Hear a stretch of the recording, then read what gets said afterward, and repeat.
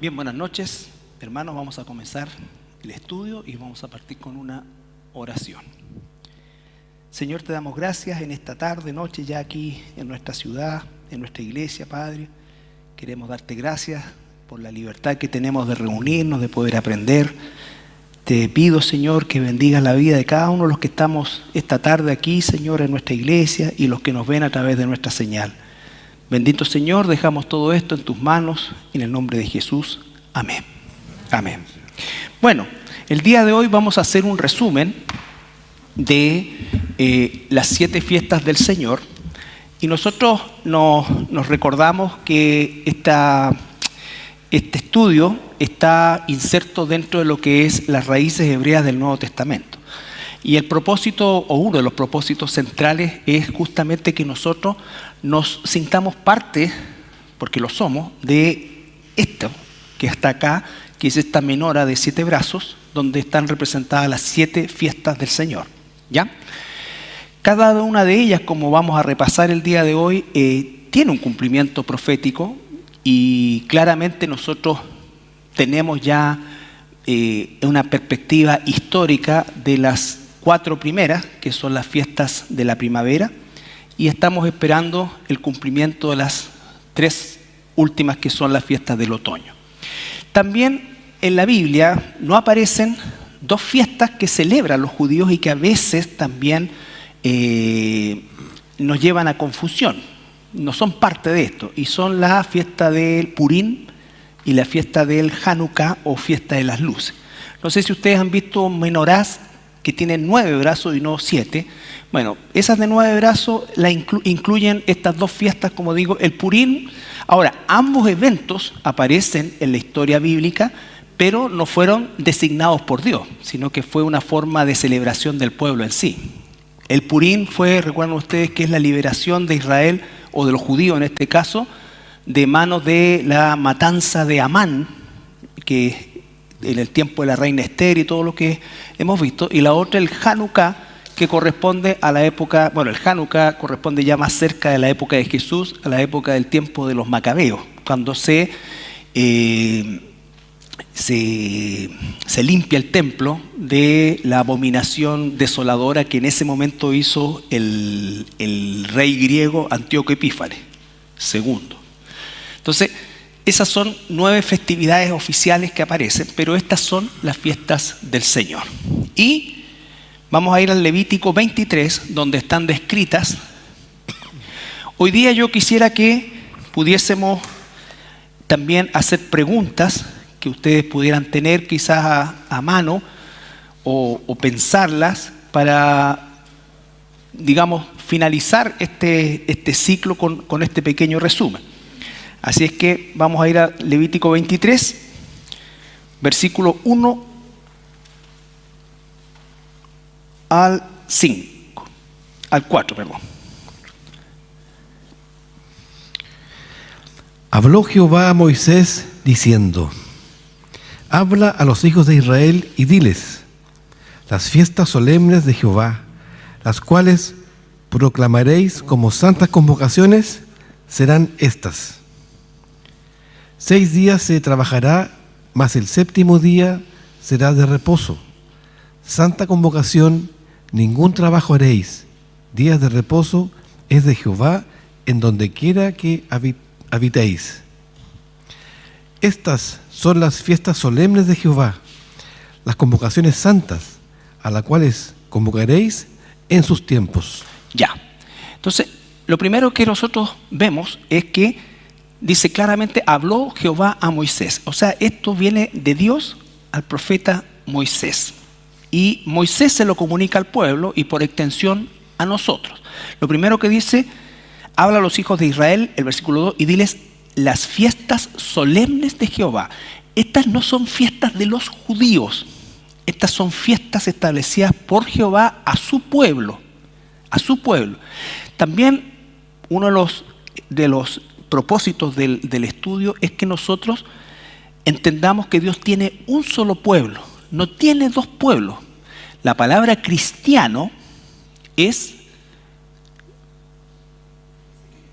pequeños Cristo, pero básicamente es seguidores de Cristo o mesiánico. Es la misma que mesiánico en hebreo. Cristiano es en griego, mesiánico es en hebreo, ¿ya? Y cristiano es en griego.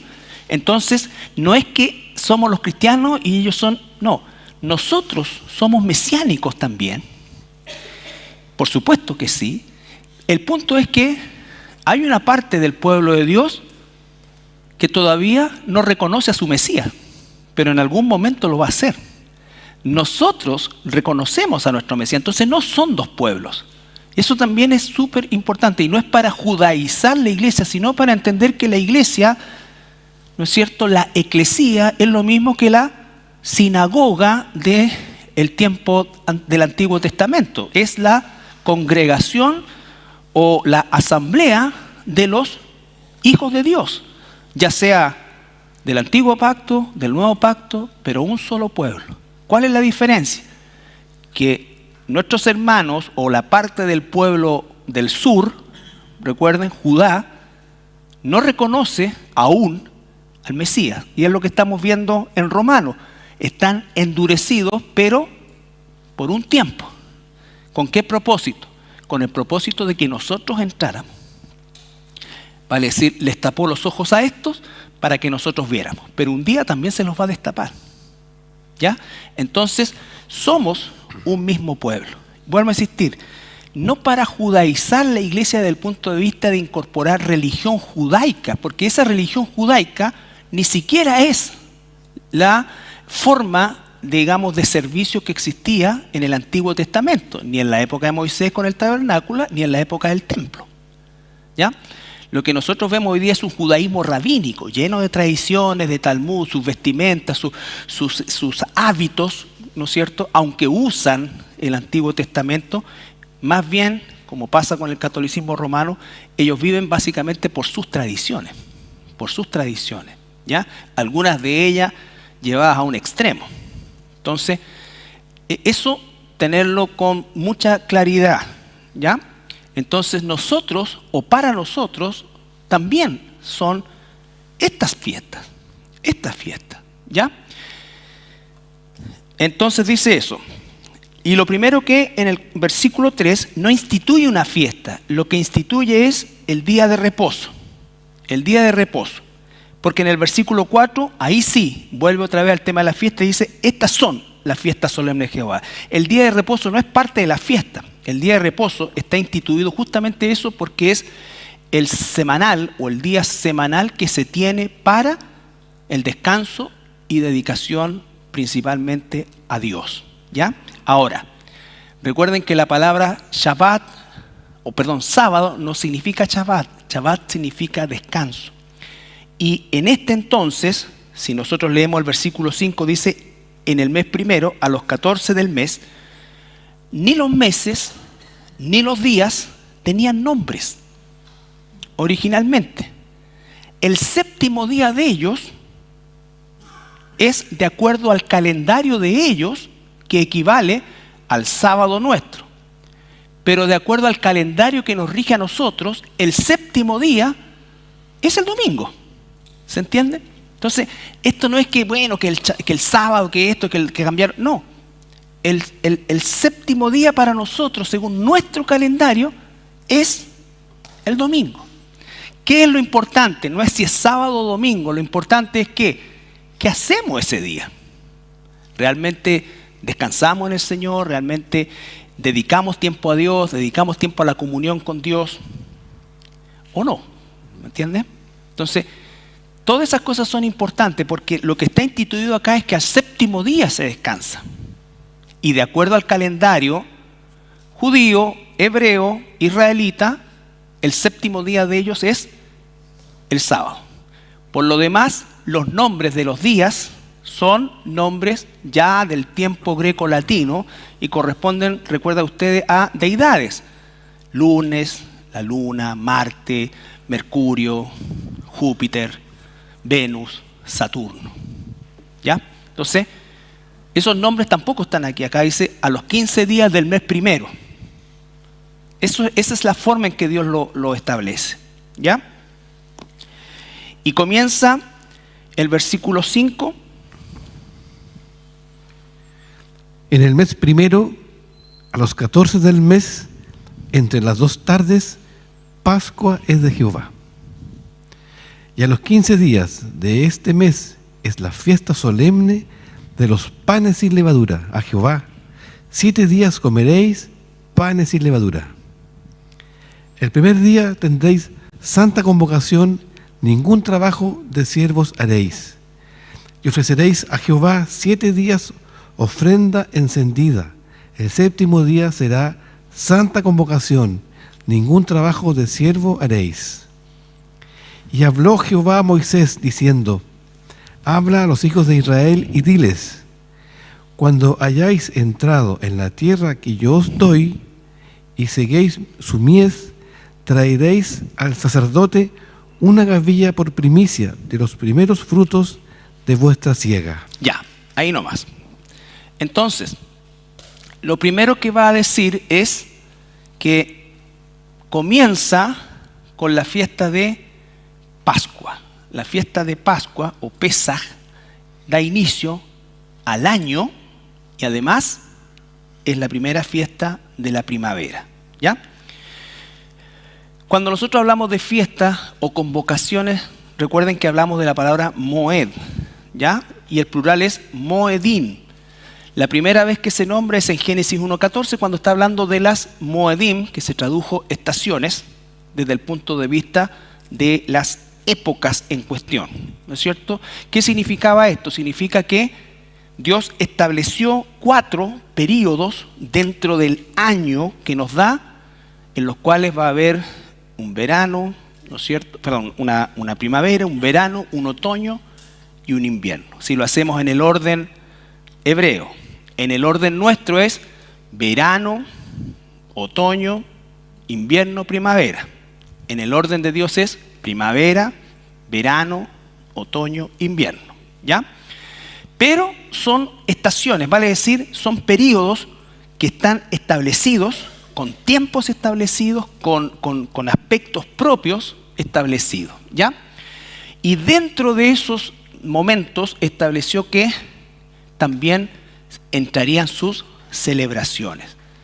Vamos a ver Mateo 16, 1 al 4. Solamente un ejemplo de tiempos señalados. Nada ocurre al azar. Dios estableció tiempos señalados, épocas en las cuales establecería encuentros con su pueblo. Fíjense que no lo hace ni en el verano, con mucho calor, ni en el invierno, con mucho frío, sino que en las 2 estaciones donde la gente se podía trasladar, donde la gente en el fondo no sufriría por las inclemencias climáticas, ¿ya? Vinieron los fariseos y los saduceos para tentarle, y le pidieron que les mostrase señal del cielo. Mas él, respondiendo, les dijo: cuando anochece decís, buen tiempo, porque el cielo tiene arreboles. Y por la mañana, hoy habrá tempestad, porque tiene arreboles el cielo nublado. Hipócritas, que sabéis distinguir el aspecto del cielo, mas las señales de los tiempos no podéis. La generación mala y adúltera demanda señal, pero señal no le será dada, sino la señal del profeta Jonás. Y dejándolos, se fue. Ya. Aquí Jesús tiene un encuentro con los religiosos, con los fariseos, y los confronta y les dice que ustedes son hipócritas. ¿Por qué? Porque ustedes saben distinguir las señales climáticas y decir, bueno, el cielo está de tal manera, mañana va a amanecer de tal forma, o mañana va a llover o no va a llover. De la misma manera, debían conocer las señales de los tiempos que están viviendo. Ellos tenían toda la información ¿para qué? Para saber que Jesús efectivamente era su Mesías, ¿ya? El nacimiento, desde el lugar de nacimiento, no se olviden, cuando los sabios del oriente llegan donde Herodes después que se va le pregunta, ¿dónde va a nacer el Mesías? Y ellos no le dicen, no tenemos idea, no dicen eso. ¿Qué dicen? en Belén, porque así dice la profecía. Ellos sabían dónde iban a nacer, cuándo iban a nacer, ¿no es cierto? Y por lo tanto, eran hipócritas porque se mostraban conocedores de los tiempos, pero ignoraban voluntariamente las señales escritas acerca del Mesías. ¿Ya? 1 Tesalonicenses 5, 1 y 2. 1 Tesalonicenses 5, 1, 2. Me salió como así. 1 Tesalonicenses 5. Era cuando uno le pedía permiso a los papás. ¿Ah? ¿A dónde vaya a ir? Entonces después decía, no, pues si te dije.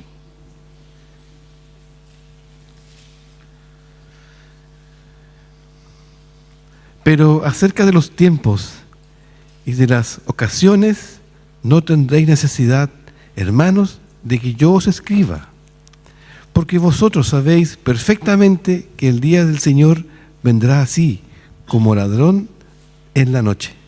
Versículo 3. Que cuando digan paz y seguridad, entonces vendrá sobre ellos destrucción repentina, como los dolores a la mujer encinta, y no escaparán. Entonces lo que está diciendo aquí ya ahora Pablo a la iglesia. Jesús confrontó a los religiosos, a los fariseos que debían haber conocido esto, ¿no es cierto? Pero ahora Pablo le está hablando a la iglesia que, teniendo la misma información que los fariseos, aquí no vamos a centrarnos en la señal propiamente tal, sino que ¿qué es lo que les dice? Hacer que los tiempos y las ocasiones no tienen necesidad de que les escriba. ¿Por qué no tienen necesidad? Porque ellos habían escudriñado la Escritura, y en la Escritura conocían o podían conocer las señales y los tiempos. Y dice que vendrá como ladrón en la noche, y lo hace en relación o lo relaciona con el parto. ¿Por qué? Porque una mujer sabe, cuando está en el 9º mes, supongamos que es un embarazo normal de término, sabe que ya está en el último mes, pero no sabe exactamente el día en que el niño va a nacer. Pensemos que en esta época no había cesárea ni programación de ningún tipo. Entonces, introspectivamente podían comenzar las contracciones para el nacimiento.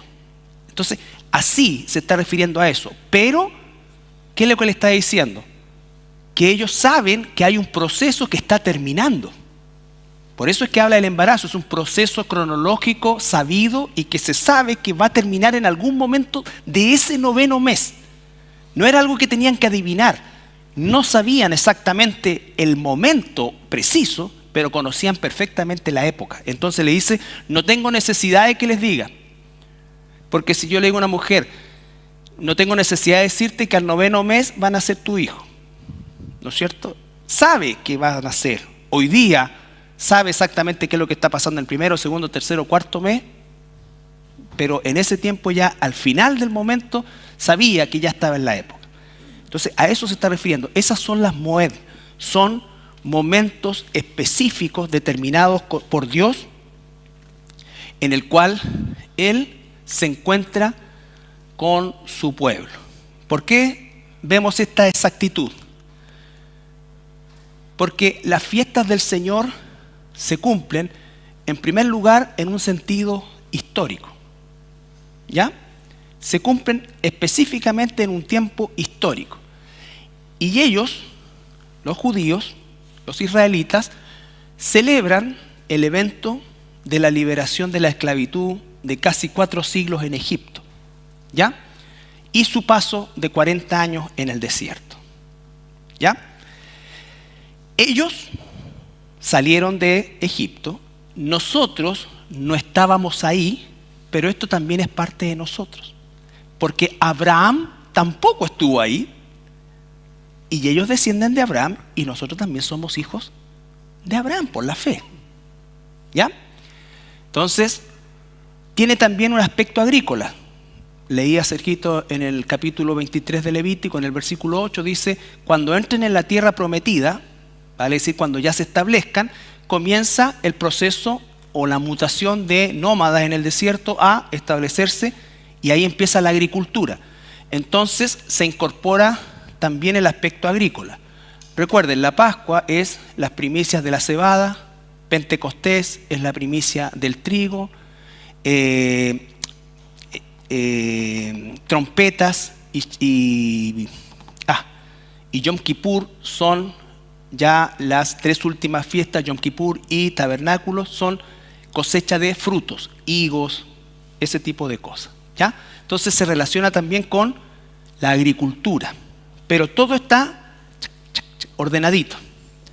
Y se iba a dividir en 2 ciclos, las de la primavera y las 3 últimas, las del otoño, ¿ya? Romanos 15:4.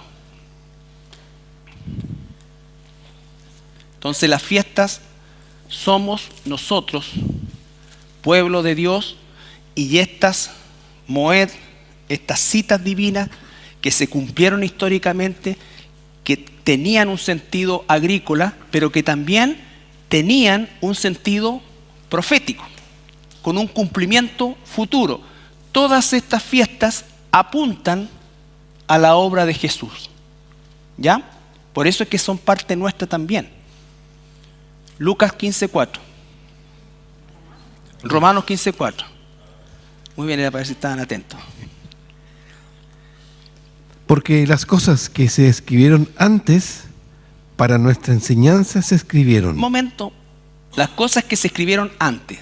Pablo está escribiéndole a los romanos acá y no se está refiriendo ni a los evangelios ni a las cartas que él recién está empezando a escribir. Se está refiriendo a lo que nosotros llamamos el Antiguo Testamento. Si nosotros no conocemos la primera parte de la Biblia, vamos a tener el peligro, como sucede muchas veces, de interpretaciones privadas o torcidas, mejor dicho, de la parte del Nuevo Pacto. Porque la Biblia interpreta la Biblia y el Nuevo Testamento tiene que interpretarse a la luz del Antiguo Testamento. Ahora, esa palabra antiguo y nuevo es una denominación que hizo el catolicismo romano por allá por el siglo VII. Y por eso es que en una idea antisemita dejó fuera esto y dijo, esto está caduco, esto ya no es para nosotros es esto, el Nuevo Testamento. Y por eso es que se comenzó a alejar cada vez más el estudio, porque estudiar el Antiguo Testamento era judaizarse, ¿ya? Las cosas que antes se escribieron para nuestra enseñanza se escribieron. A fin de que por la paciencia y la consolación de las Escrituras tengamos esperanza. Ya. La iglesia en Roma recibe esta carta y ellos tienen el Antiguo Testamento, esa es la Escritura. Cuando Pablo le escribe a Timoteo, toda la Escritura es inspirada por Dios, es útil, esa es. En el Antiguo Testamento hay más escatología que en todo el Nuevo Testamento. ¿Ya?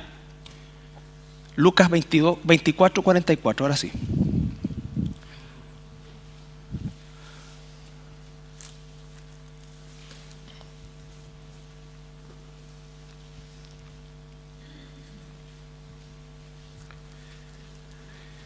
Y les dijo: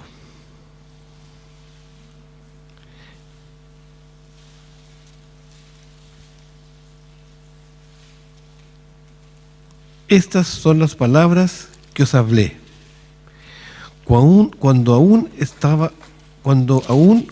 estando aún con vosotros, que era necesario que se cumpliese todo lo que está escrito de mí en la ley de Moisés, en los profetas y en los salmos.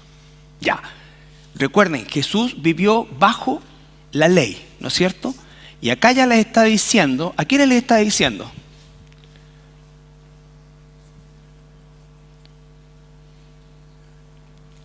A los discípulos.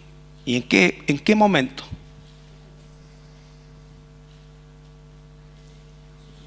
Resucitado, ¿no es cierto? Por eso es que ya habla en tiempo pasado. ¿Qué es lo que dice?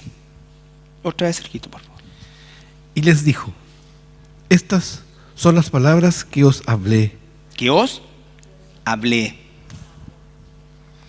Estando aún con vosotros, que era necesario que se cumpliese todo lo que está escrito de mí en la ley de Moisés, en los profetas y en los salmos. Ya, se está refiriendo específicamente a esto, y les promete esto, ¿no es cierto? Pero está hablando de su primera venida, que tenía que cumplirse todo lo que está escrito en la Torá, los profetas y los salmos. Ahí está todo el plan de Dios para su muerte, su sepultura, su resurrección. Jesús cita salmos estando en la cruz. Jesús habló en todo momento, todo lo que iba a suceder, ¿no es cierto?, estaba en el Antiguo Testamento, lo que llamamos Antiguo Testamento. Dice, ustedes escudriñan la ley y están buscando a Dios. Y ella habla de mí. Entonces, ¿cómo puedo interpretar a Jesús en el Nuevo Testamento si desconozco esa primera parte? Voy a hacer una interpretación equivocada, parcial o peor aún, torcida. ¿Ya? Torcida. Por eso es que estamos haciendo este estudio. ¿Para qué? Para que nos afirme y nos arraigue aún más nuestra fe. No para judaizar, sino para afirmar nuestra fe y sentirnos que somos pueblo de Dios. Un solo pueblo. Un solo pueblo. Cristiano, mesiánico, es exactamente la misma palabra. Eclesía, sinagoga, es exactamente el mismo principio. Congregación de los santos. Congregación de los santos. ¿Ya? Si la sinagoga hubiese quedado fuera y Dios hubiese dicho, no, ya eso ya no es, eso es judío, entonces Pablo no habría ido o no habría comenzado su ministerio en las sinagogas. ¿Ya? Ok. ¿Alguna pregunta hasta aquí de las fiestas o de cualquier cosa?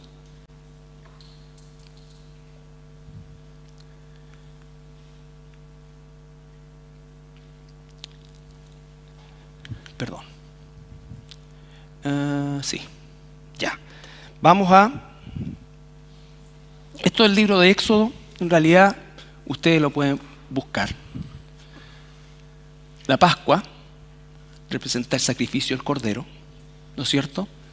Recuerden, de Moisés a Jesús aproximadamente hubieron 1500 Pascuas. O sea, durante 1500 años los israelitas y después los judíos solamente sacrificaban un cordero el 14 del primer mes, que es el mes de Nisán, y todo eso apuntaba al momento en que Juan el Bautista dice, he ahí el Cordero de Dios que quita el pecado del mundo. Cuando aparece Jesús y cuando Jesús es sacrificado, el velo del templo se rompe. ¿Por qué? Porque ya no se necesita más sacrificios, se termina el ciclo de los sacrificios, se cumple el propósito histórico y profético de la Pascua. Luego tenemos nosotros los panes sin levadura, la sepultura de Jesús. El único ser humano sepultado sin pecado. ¿Ya? Aquí la levadura tiene una connotación negativa de pecado. En Éxodo 14:15 aparece la historia del cruce del Mar Rojo, que es las primicias, los primeros libres. ¿No es cierto? La primera generación libre. Después nacería otra generación en el desierto, pero la primera generación libre que salió de Egipto es la que cruzó el Mar Rojo, y esa es la resurrección de Jesús. Primicia es hecha de los muertos. ¿Ya? Aunque hubo otras resurrecciones en la historia bíblica, esas resurrecciones no son la resurrección de Jesús, porque las otras resurrecciones, las personas murieron. ¿Ya?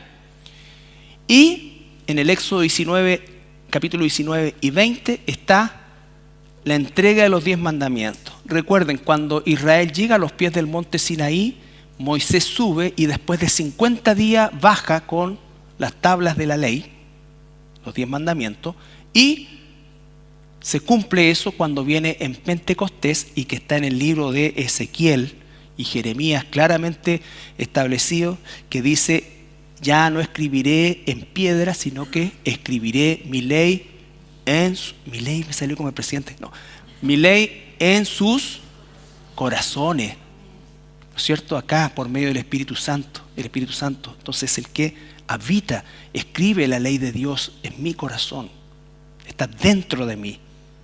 ¿Ya? Eso está cumplido.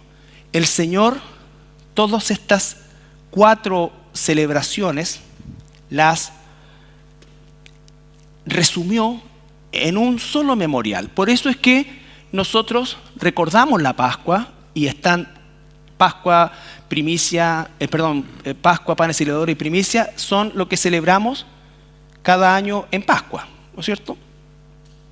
Pero todo esto Dios lo redujo, por así decirlo, a un memorial que nosotros llamamos la Cena del Señor. Dios cenó una cena de Pascua con sus discípulos, no la anuló, cenó con ellos, no dijo ya esto nunca más hagan esto, no, cenó, pero dijo esta es la señal del pacto renovado, un poco de pan y un poco de vino, ¿ya? Y entonces eso es para nosotros, y ya no una vez al año, cada vez que estén juntos, recuerden, ¿ya? Entonces, ahí tenemos nosotros las primeras 4 fiestas del Señor.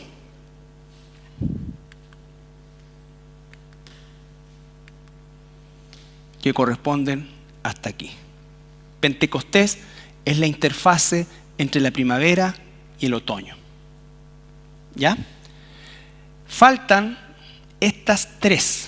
Estas, cuando las recibe Moisés como enseñanza y después cuando la practica el pueblo de Israel hasta Jesús, tenía un sentido histórico, pero también profético para ellos. Pero para nosotros ya no tiene un sentido profético, porque ya está cumplido. Está cumplido, ¿no es cierto? Entonces, por eso es que nosotros recordamos esto con la Cena del Señor, que ya está cumplido, que no se necesita hacer un sacrificio nuevo. ¿Ya? Como dice Hebreos, una vez y para siempre. Una vez y para siempre.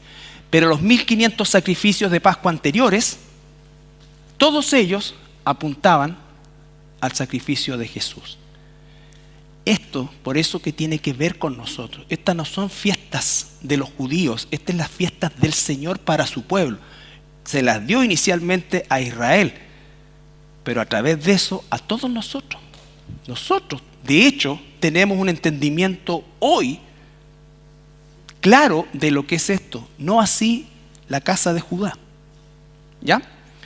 Entonces, falta que cumpla trompetas, perdón, tabernáculo. La expiación, el Yom Kippur, no la vamos a vivir nosotros. ¿Por qué? Porque en Pascua Jesús no solamente nos sacó de la esclavitud, sino que además pagó el pecado. ¿Ya? Pagó nuestro pecado. Él es nuestra expiación, Él es nuestra Pascua, Él expió todos nuestros pecados. Pero nuestros hermanos del sur no lo han reconocido. Por lo tanto, ellos son los que van a pasar estos 7 años de tribulación. Hasta cuando al final reconozcan a Jesús, como dice Zacarías, mirarán al que traspasaron, ¿no es cierto? Y llorarán y se volverán a él.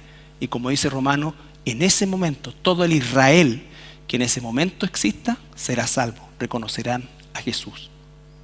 ¿Ya? Y la fiesta de tabernáculos es el milenio. Esos 1000 años en los cuales va a haber un reino por parte de Jesús, el Mesías, establecido en la tierra. Cuando Jesús les hablaba, y esto lo vamos a ver la próxima semana, cuando Jesús les hablaba a sus discípulos y le decía, el reino de los cielos es como, él se estaba refiriendo al reino milenial. Al reino milenial. ¿Ya? Se recuerdan que esta fiesta tiene 7 días y hay un 8º, que es el nuevo comienzo y que está graficado principalmente en Apocalipsis 21. Ese es otro estado y es el estado eterno. Cuando Jesús está hablando del reino de Dios, no se está refiriendo al octavo día, a los cielos nuevos y a la tierra nueva. Se está refiriendo al reino milenial. ¿Por qué? Lo que cayó en Edén, ¿no es cierto?, con Adán y Eva, Jesús lo va a cumplir. El primer Adán fracasó, el segundo Adán no solo no fracasó, sino que él va a reinar y a cumplir el reino de Dios en la tierra. Lo va a cumplir. ¿Ya? ¿Preguntas sobre alguna de las festividades? ¿Ah? Ya, ¿qué sería sobre las primicias?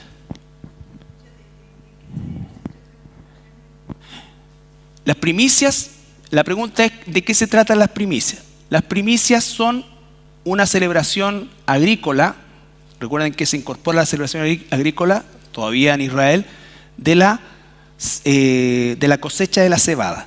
Pero en el caso profético del cumplimiento de Jesús es la resurrección. La resurrección. La resurrección de Jesús, Él es la primicia de lo que vamos a hacer nosotros. Eso es. ¿Ya? ¿Algo más? Ok. Ya. Perdón. Levítico 23 al 24 habla de la quinta celebración que para nosotros ahora tiene un sentido profético. Profético. No se ha cumplido. Esto corresponde al arrebatamiento de la iglesia. Como dice Tesalonicenses, a la final trompeta. Pero no es la final trompeta de Apocalipsis. Esa final trompeta la tocan 7 ángeles.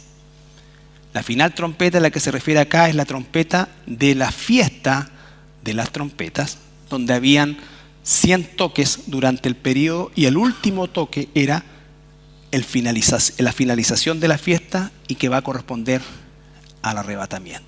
Aquí se encuentra el famoso dicho, el día y la hora nadie lo sabe. ¿Ya? El día y la hora nadie lo sabe. ¿Recuerden por qué era eso?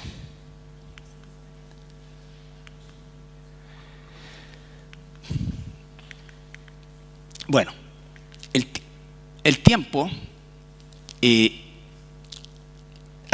vamos a ver esto. El calendario hebreo y el calendario chino son los dos calendarios más difíciles que el maya, que todo lo que te puedes imaginar. El chino y el hebreo. Y el hebreo es un calendario lunisolar. El primer mes de ellos corresponde ni siquiera al tercer mes exacto nuestro. ¿Por qué? Porque va por la luna. ¿Ya? Parte siempre con la luna nueva. O sea, cuando no se ve nada. A la mitad del mes es la luna llena, ¿no es cierto?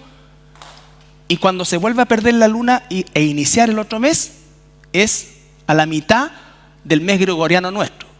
Nuestro tiempo lo medimos de amanecer a amanecer. El tiempo del día los judíos lo miden de ocaso a ocaso. Cuando está terminando el día para nosotros, está empezando el día para ellos. ¿Ya? Y como esto es en función de la luna, siempre va a caer, ¿no es cierto?, en la mitad o la mitad del mes va a caer entre, en el caso de Nisan, que es el primer mes, entre la primera quincena de marzo entre la segunda quincena de marzo y la primera de abril. ¿Ya? Entonces, por eso es que es el tiempo, cómo medirlo, es complicado. Nosotros tenemos un calendario gregoriano y el gregoriano es solar completamente. ¿Ya? El de ellos es lunar. Es solar desde el punto de vista de la rotación o de la traslación de la Tierra los 365 días alrededor del Sol, pero es lunar en el día a día. Igual tienen que hacer ajustes de días para hacer calzar el año, pero es así como se toma. Por eso es que, por ejemplo, nosotros decimos ya la Pascua.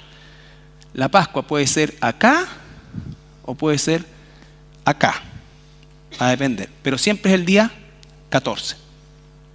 ¿Ya? Esto se va moviendo así. Entonces, cuando habla de la fiesta de trompetas, ¿ya? Como la fiesta de trompetas es al 15 del séptimo mes de Tisri, ¿no es cierto? Existe un lapso de más o menos 48 horas aquí, 48 horas aquí, en las cuales se tiene que establecer efectivamente la luna llena como tal. Por eso le llaman el día y la hora que nadie sabe, porque empieza a engordar la lunita y en un momento determinado está completamente gordita, pero no se sabe exactamente el día. Es el día 14, porque no es el, perdón, es el día 15 acá, justo a la mitad del mes, establecer ese día, ¿ya? La fiesta de las trompetas. Por eso digo que es el arrebatamiento. Esta fiesta de trompeta era una fiesta, la verdad que la palabra se tradujo trompeta, pero es estruendo. Estruendo es el nombre de la fiesta, ¿ya? Días de estruendo. No había una actividad específica, sino que lo que había que estar es solamente atento, porque durante los 3 días que dura la fiesta, por eso es que puede ser en el primer día, en el segundo día o en el tercer día, porque va a depender de la luna, los 3 días lo que había que hacer es estar atentos. Eso era lo único, ¿ya? Y cuando se concretaba el día, existía el último toque. Ese es el arrebatamiento. El día de la expiación corresponde a la gran tribulación, que son estos 7 años que comienzan en el momento en que la iglesia es arrebatada. ¿Ya? En que la iglesia es arrebatada. Recuerden que existen corrientes cristianas que enseñan que ya estamos viviendo el milenio, que todo lo que hay en Apocalipsis o lo que está acá es alegórico. Realmente es una cosa que no tiene ningún, usan los mismos versículos bíblicos, pero obviamente, ¿por qué tienen esa concepción? Porque no consideran para nada a Israel.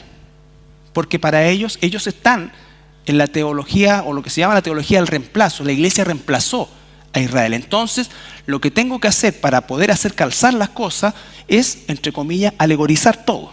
Alegorizar todo.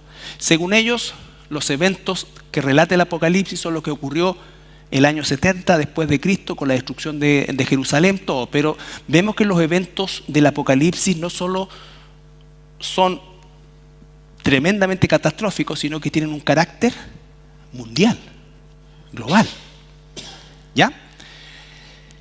Nosotros entendemos que, y dicen también que Jesús está reinando ya en el cielo y que un día va a venir a reinar en la tierra. Así dicen. Esa es la escatología que esgrimió los hermanos del tiempo en la Reforma, que Dios lo usó de una forma maravillosa para traer de nuevo a la fe y no a las obras. Pero la escatología fue algo que fallaron completamente. Fallaron completamente. Y mucho de lo que se llama la iglesia reformada el día de hoy, lo que hace es toman el hecho de que Jesús ya está reinando y que todo esto. Entonces la pregunta es, bíblicamente, ¿qué está haciendo Jesús hoy día? Intercediendo por nosotros. Está sentado a la diestra del Padre intercediendo por nosotros. Él ya es rey, pero no está reinando. ¿Cuándo va a empezar a reinar? Cuando venga a establecer su reino. Nuestra oración modelo es: venga tu reino, que se haga tu voluntad aquí en la tierra como se hace en el cielo. Pregunto, ¿se hace la voluntad de Dios en la tierra? No. ¿Me entiende? Entonces, cosas como esa que en el fondo son, como digo, más que nada el concepto de la teología del reemplazo, que la iglesia reemplazó a Israel. La iglesia no reemplazó a Israel. El pueblo de Dios se llama Israel. Nosotros somos mesiánicos de esta época, hemos recibido el Espíritu Santo y podemos ver con claridad esto. Al punto que vamos a aprender en Romanos que fuimos injertados. Éramos olivos silvestres, pero éramos olivos. Éramos olivos. Ahora, ¿todos los judíos son salvos? No, un remanente. ¿Todos los gentiles somos salvos? No, un remanente. El pueblo de Dios está constituido, por eso dice que Pablo botó la pared que separaba a ambos. Y ahora somos un solo pueblo, como siempre lo fuimos. La pregunta de los apóstoles a Jesús antes de que ascendiera es: vas a restaurar el reino de Israel en este tiempo. En la mente de ellos no está el octavo día. En la mente de ellos está el reino de Dios que se va a establecer en la tierra. ¿Ya? Eso es lo que va a ser la fiesta de tabernáculos, y al final el octavo día, que representa el nuevo comienzo, que en Apocalipsis 21 dice: vi un cielo nuevo, una tierra nueva, lo que anteriormente existía ya no existía, van a haber características distintas y va a haber una capital que se llama la Nueva Jerusalén, que al parecer estará flotando sobre el planeta, no lo sabemos. ¿Ya? Eso ya es materia de ni siquiera de interpretación, sino que más de imaginación. Pero dice que va a ser así. Dice que va a ser así. Por eso es que dice: cosas que ojo no ha visto, oído no ha oído, son las que Dios tiene preparado para los que lo aman. O sea, no hay nada acá en este mundo, por maravilloso que sea un paralelo con lo que Dios tiene preparado. Pero así es como está descrito el plan de Dios en la Biblia. No es suposición, es lo que la Biblia nos entrega. Por eso la Biblia interpreta la Biblia. Por eso invertimos más de un año hablando de las raíces hebreas del Nuevo Testamento, más de 5 meses en las fiestas del Señor, para entender el Nuevo Testamento desde la óptica plena y completa. Entonces, cuando alguien dice: no, pero es que ya, no sé, el milenio es alegoría, no, es que el número 1000 es un número alegórico. ¿De dónde saca eso? ¿De dónde saca eso? Que ya estamos viviendo el milenio. ¿Cuáles son las características del milenio? Lo primero que dice que la característica del milenio, ¿cuál es? Que Cristo está en la tierra y que Satanás está encadenado. Pregunta: ¿quién es el príncipe de la potestad del aire hoy? Satanás. ¿Por cómo está viviendo el milenio? Cristo no está reinando. Jesús le dijo a Pilato: mi reino no es de este mundo. Si yo reinara, mis ángeles pelearían por mí. Nosotros somos el pueblo de Dios. Cuando Jesús dijo: el reino de Dios se ha acercado, se está refiriendo a Él, pero dice: se ha acercado, no se ha establecido. ¿Ya? ¿Sí?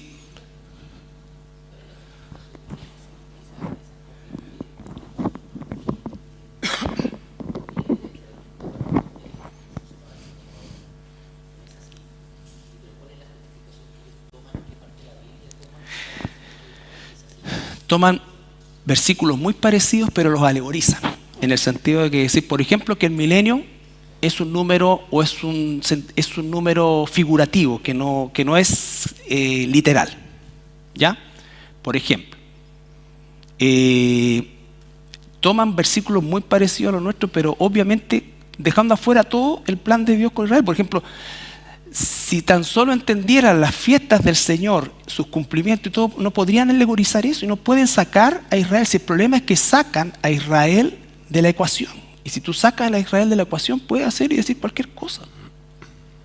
Claro, porque por ejemplo los testigos de Jehová piensan que el milenio es como el final del camino, entre otras cosas. Y muchos creen que ese es el final del camino.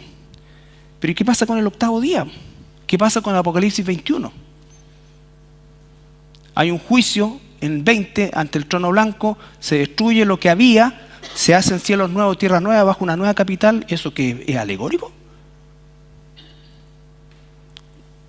Ese es el punto. Entonces, si es así, yo podría decir y estar de acuerdo con muchos que dicen que Adán y Eva era una alegoría y que era una forma de explicarnos algo.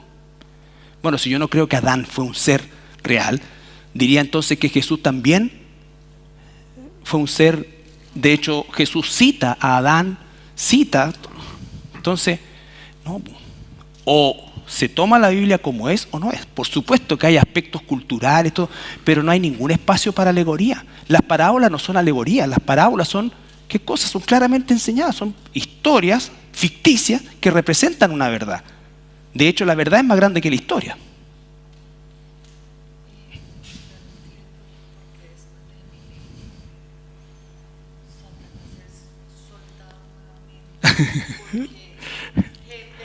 Sí.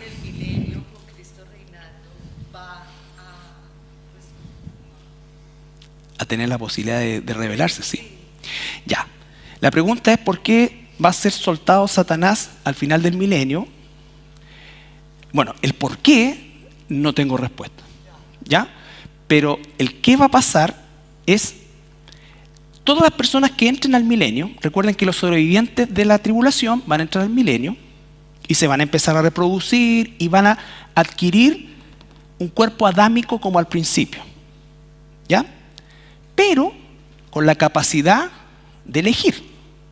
Por ejemplo, si Eva hubiese rechazado a Satanás y le dice: no, Satanás, eso es mentira, nosotros seguimos con el Señor, ellos habrían seguido viviendo y hubiesen comido del árbol de la vida y habrían vivido para siempre, ¿cierto?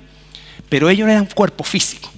Ahora, los que entren al milenio también van a ser tentados, pero no por Satanás, ¿ya? Sino por su propia concupiscencia. Ya vamos a llegar al final.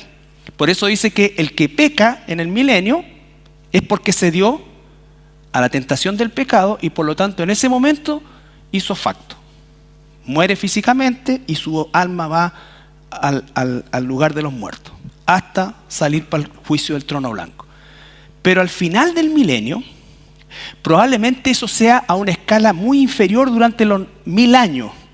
Pero cuando se suelta a Satanás por un periodo de un par de años, no sé, ¿qué va a pasar? Satanás va a salir con todo su impulso y entonces por eso es que va a haber una rebelión generalizada de los humanos que van a ir otra vez contra Jerusalén.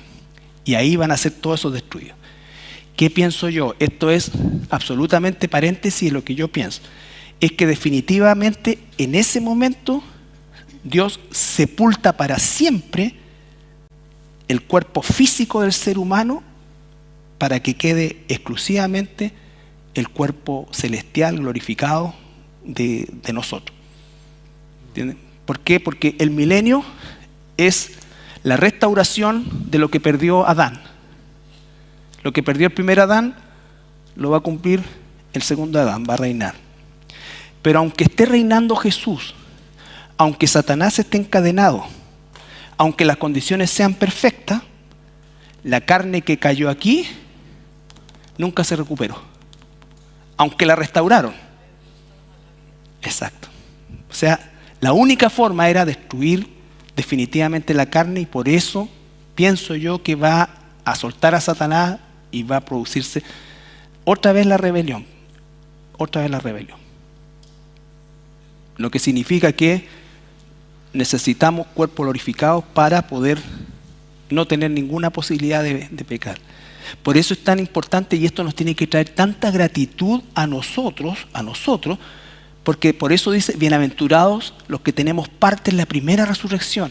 Porque cuando el Señor venga por nosotros o nosotros vayamos a Él, vamos a recibir el cuerpo glorificado y nunca más vamos a tener, digamos, peligro de pecar. Ya vamos a tener el cuerpo glorificado. En cambio, los que sobrevivan del milenio, los que entren acá, va a ser todo perfecto, toda la cuestión, pero van a tener la posibilidad. ¿Sí?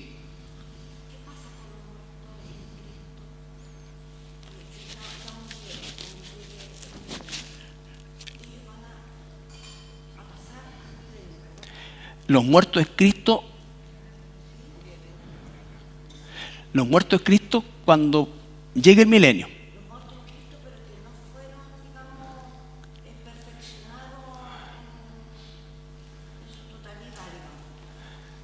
En el milenio.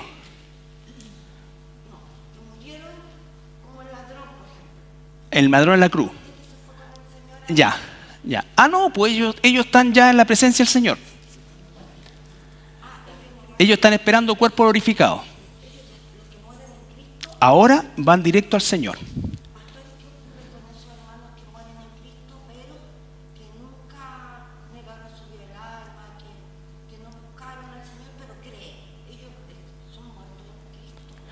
Es que definir quién, y claro, en el cielo van a estar los que tienen que estar y en el lago de fuego los que tienen que estar. Porque en el fondo decir, alguien creía pero no practicaba, yo no puedo establecer eso lo sabe el Señor. ¿Ya?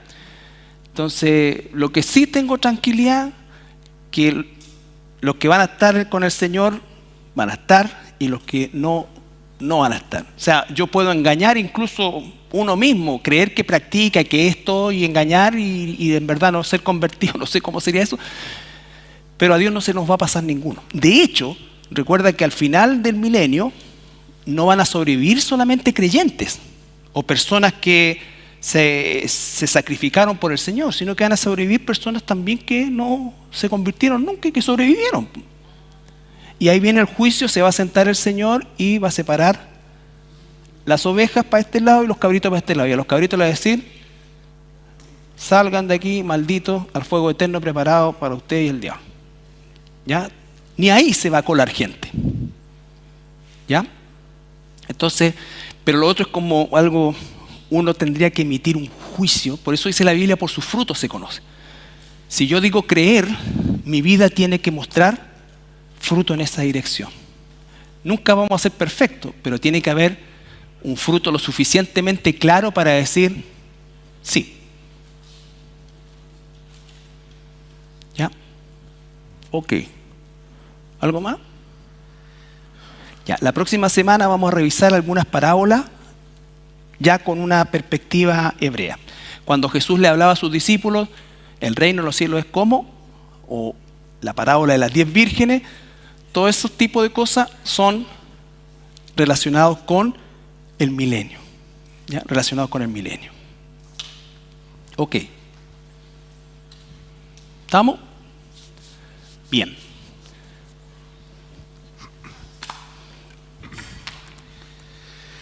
Gracias, Padre, por este estudio, Señor, del día de hoy.